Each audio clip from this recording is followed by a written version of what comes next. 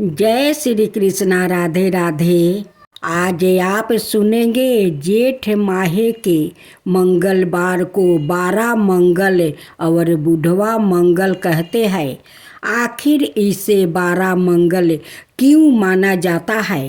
दक्षिण भारत की मान्यता के अनुसार इनमें से किसी एक मंगलवार को प्रभु श्री राम और हनुमान जी का मिलन हुआ था और एक को हनुमान जी का जन्म। इस दिन हनुमान जी की पूजा करने से जीवन की सभी दुख तकलीफ दूर हो जाती है। पहला महाभारत काल में एक बार भीम सेवत कमल की तलाश में गंध मदन पर्वत पर चला गया। वहाँ उन्होंने एक बूढ़े बानर को रास्ते में लेटे हुए देखा और उसे अपनी पूंछ हटाने के लिए कहा। हनुमान जी ने कहा कि यदि तुम ताकतवर हो तो तुम ही हटा लो। भीम ने अपनी पूरी शक्ति से पूंछ हटाने का प्रयास किया लेकिन नहीं हटा। माया भीम का घमंड चूर चूर हो गया। जब यह घटना घटी थी तब मंगलवार था, इसलिए इस मंगलवार को बुधवा मंगल कहा जाता है। दूसरी कथा के अनुसार सीता जी की खोज करते हुए भगवान श्री राम जी से हनुमान जी का मिलन प्रिया पुरोहित के रूप में इस दिन हुआ था। इसलिए जेठ मास के मंगलवार को बुधवा मंगल या 12 मंगल के नाम से जाना जाता है। तीसरा, एक अन्याय कथा के अनुसार एक बार रावण ने हनुमान जी की पूंछ में आग लगवा दी थी। तब हनुमान जी के अपना विकराल रूप धारण किया और रावण की लंका जलाने के लिए अपनी पूंछ में बरवानल अग्नि पैदा की, जिसे इस भाद्रपद माह के आखिरी मंगलवार को बुधवा मंगल नाम मिला। क्यों कहते हैं 12 मंगलवार? जेठ मास के इस मंगलवार को हनुमान जी को अमरताओं का वरदान मिला था। इसी कारण जेठ के मंगल को 12 मंगल और बुधवा मंगल कहते हैं।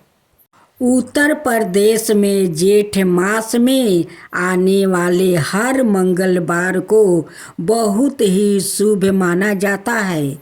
उनमें भी पहले आने वाले मंगलवार को विशेष मानकर पूजा अर्चना की जाती है। वैसे तो पूरे जेठ मास में हनुमान जी मंदिर सजे रहते हैं और हर मंगलवार को जगह जगह पर भंडारों लगते हैं। पर 12 मंगलवार की बात खास है।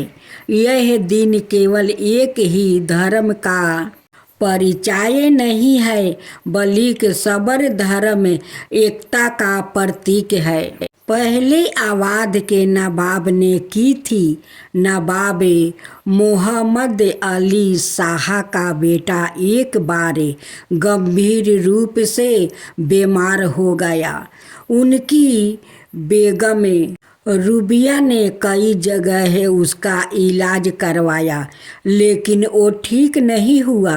लोगों ने उन्हें बेटे की सलामती के लिए लखनऊ के अलीगंज स्थित पुराने हनुमान मंदिर में मन्नत मांगने को कहा। यह मन्नत मांगने पर नवाब का बेटा स्वस्थ हो गया। इसके बाद नवाब की बेगम रूबिया ने इस मंदिर का जीर्णोद्धार कराया। वही नवाब ने जेठ की भीषण गर्मी के दिनों में प्रत्येक मंगलवार को पूरे शहर में जगह जगह गुड़ और पानी का वितरण करवाया और तभी से इस परंपरा की शुरुआत हुई। लाल देह लाली ले से औरु धारी लाल लंगूरी बरज देह दानव दलन जय जय जय कपीसूरी।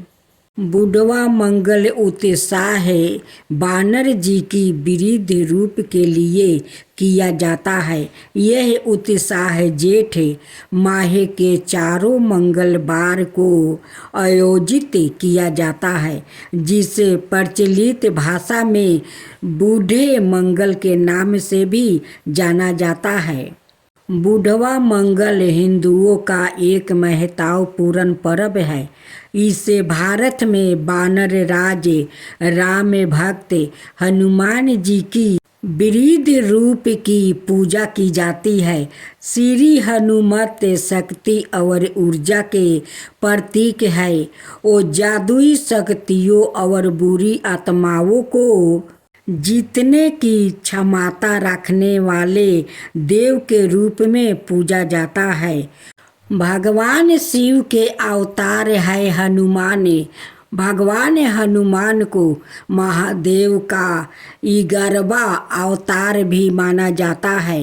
हनुमान जी की पूजा करने और व्रत रखने से हनुमान जी का आशीर्वाद प्राप्ति होता है और जीवन में किसी भी प्रकार का संकट नहीं आता है। इसलिए हनुमान जी को संकट मोचन भी कहा जाता है। केसरी और माता अंजना के पुत्र श्री हनुमान को महावीर, बजरंगबली, मारुति, पवन पुत्र, अंजनी पुत्र और केसरी नंदन के नाम से भी जाना जाता है। पवन पुत्र हनुमान को भगवान शिव का 11वां रूप अवतार माना गया है। अतः प्रत्येक हनुमान मंदिर में शिवलिंग स्थापित अवश्य किया जाता है। हनुमान जी की प्रतिमा पर लगा केसरी सिंदूर अत्यंत पवित्र माना जाता है, क्योंकि माना जाता है कि हनुमान को केसरी सिंदूर अत्यंत प्रिय है। भक्तगण पराये इस सिंदूर को देसी घी में मिलाकर भगवान की प्रतिमा पर लगाते हैं और प्रसाद स्वरूप उसी का टीका तिलक के रूप में अपने मस्तक पर लगाते हैं। ऐसा माना जाता है कि इस तिलक के माध्यम से भक्त श्री हनुमान जी की कृपा से उन्हीं की तरह शक्तिशाली, ऊर्जावान और संयमित हो जाते हैं। भीम को वन में घूमते हुए एक बूढ़ा बांदर दिखाई दिया। वो एक बहुत बड़ी आहू वाला बांदर था, जिसकी पूंछ बहुत लंबी थी और उसकी पूंछ भीम के रास्ते में थी। भीम बहुत ही गबीला था। अगर उसके रास्ते में कोई आता तो उसे पीछे हटाकर भीम को रास्ता देना पड़ता और उन्हें 12 बरस के दौरान पांडवों को जिस लाज का सामना करना पड़ा, उसकी वजह से वो बहुत गुस्सा भी हो गया। पहले वो खुशी मिजाज था, पर अब वो गुस्सा भी हो गया था। जब कोई घमंडी इंसान गुस्सा भी हो जाता है तो वो मूर्ख हो जाता है। जी हाँ, वो दूसरों के साथ साथ अपने लिए भी संकट बनाता है। तो वो आगे आया और उसने बानर को रास्ते में पोंछ फैलाया पारा देखा और उसने अपमानित महसूस किया। उसने सोचा, यह बांदर अपनी पूंछ मेरे रास्ते में क्यों रख कर बैठा है। उसने कहा, हे बानर, तुम अपनी पूंछ हटा लो, क्योंकि भारत में लोग दूसरे के अंग लांघ कर आगे नहीं जाते। अगर कोई बैठा यह लेटा हो तो आप उसके अंग को लांघ कर नहीं जाते, इसे अशुभ माना जाता है। अगर वैज्ञानिक लिहाज से देखा तो भी यह कई कारणों से गलत है, पर अभी हम उनके बारे में विस्तार से बात नहीं करेंगे। भीम ने कहा, ठीक है। भीम ने हाथ नीचे किया और पूंछ को हटाना चाहा, पर वो तो टच से मस नहीं हुआ। उसने अपने दोनों हाथों का जोर लगा दिया, पर फिर भी पूंछ नहीं हिली। भीम को विश्वास नहीं हुआ। भीम को अपने बल पर बहुत घमंड था और उसे लगता था कि वो धरती का सबसे शक्तिशाली प्राणी है।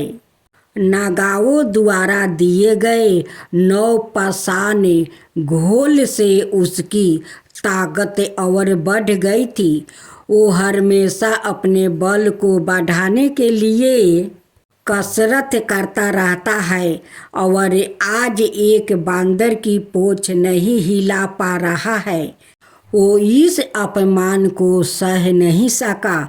उसने अपनी ओर से बहुत कोशिश की, पर उसे उठा नहीं पाया। फिर वो अपने घुटने के बल बैठकर बोला, आप कौन है? अगर मैं इस पूंछ को नहीं हटा सके तो आप केवल बांदर नहीं है, आप कौन है? तब उस बांदर ने बताया कि वो रामायण काल के हनुमान थे। रामायण महाभारत का ही एक अंग है। बहुत समय बाद वाल्मीकि ने इस कथा को एक महाकाव्य के रूप में अलग पहचान दी। अथाए रामायण महाभारत का ही एक अंग थी। यह एक लंबा महाकाव्य था। वाल्मीकि ने इसे अलग किया और राम का महाकाव्य बना दिया। तब हनुमान ने कहा, भले ही तुम्हारे पास कितना भी बल क्यों ना हो, अगर तुम्हारे पास श्रद्धा और विनय नहीं है तो तुम्हारा पतन होगा। तो यह 2 सबक जो अर्जुन और भीम के लिए थे, उन्हें एक तरह से उन दोनों के लिए रचा गया था, क्योंकि उनमें इन गुणों का अभाव था। अनाथ सब ठीक था, केवल उनके भीतर थोड़ा घमंड था। उन्हें लगता था कि उन्हें कोई नहीं हरा सकता। उन्हें लगता था कि वो कुछ भी कर सकते हैं। कृष्णा उन्हें निरंतर याद दिलाते रहते हैं, यहाँ तक कि रणभूमि में भी उन्हें बस यही याद दिलाते रहे। इससे कोई अंतर नहीं पड़ता कि आप कौन है। दूसरे पक्ष के लोग मूर्ख नहीं है, वो भी योग्य है। घमंड मत करो, तुम सवाए को मार दोगे। और अर्जुन को निरंतर कहते हैं कि वो शत्रु के तीर से नहीं मारा जाएगा, वो एक दिन अपने घमंड से मारा जाएगा। अगर उसने घमंड को नहीं छोड़ा तो उसे एक दुर्भाग्यपूर्ण मृत्यु का सामना करना होगा। इस तरह शिव से मिला अपमान और हनुमान से मिला अपमान, ये दोनों परिस्थितियाँ उनके लिए इस तरह प्रस्तुति की गई ताकि यह 2 लोग अपने इस दुर्गुण से छुटकारा पा सके और उस कार्य के लिए सही तरह से तैयार हो सके जो उनके लिए सोचा गया था। आरती की जो हनुमान लला की, दुष्ट दलन रघुनाथ कला की। आरती की जो हनुमान लला की, दुष्ट दलन रघुनाथ कला की। जाके बलि से गिरबर कापे, रोगे सोगे जाके निकट ना झाके। अंजनी पुत्र महाबलदाई, संतन के प्रभु सादा सहाई। आरती की जो हनुमान लला की, आरती की जो हनुमान लला की। देवीरा रघुनाथ पेठाए, लंका जरी सिया सुधिलाए।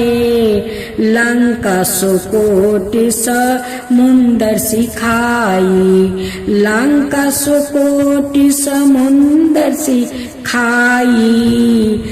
जात पवन सुता बरन लाई, आरती की जो हनुमान लला की। आरती की जो हनुमान लला की। लंका जरी असुर सहारे, सिया राम जी के काज सवारे। लंका जरी असुर सहारे, सिया राम जी के काज सवारे। लक्ष्मण मूर्छित पर सकारे, आनि सजीवने प्राण उबारे। लक्ष्मण मूर्छित पर सकारे, आनि सजीवने प्राण उबारे। आरती की जो हनुमान लला की, आरती की जो हनुमान लला की। बैठी पाताल तोरी जन्मे कारे, ओही रावण की भूजा उखारे। बाएं भूजा असुर दल मारे, दाहिने भूजा संतन तारे। आरती की जो हनुमान लला की, आरती की जो हनुमान लला की। सुर नर मुनि आरती उतारे, जय जय जय हनुमान उचारे। सुर नर मुनि आरती उतारे, जय जय जय हनुमान उचारे। कंचन थाली कपूर लो छाई, आरती करत अनजाना माई। कंचन थाली कपूर लो छाई, आरती करत अनजाना माई।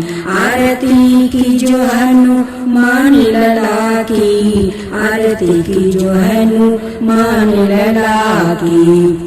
जो हनुमान जी के आरती गावे, बस बैकुंठ पर में पद पावे। जो हनुमान जी के आरती गावे, बस बैकुंठ पर में पद पावे। आरती की जो हनुमान लला की, दुष्ट दलन रघुनाथ कला की। आरती की जो हनुमान लला की, दुष्ट दलन रघुनाथ कला की।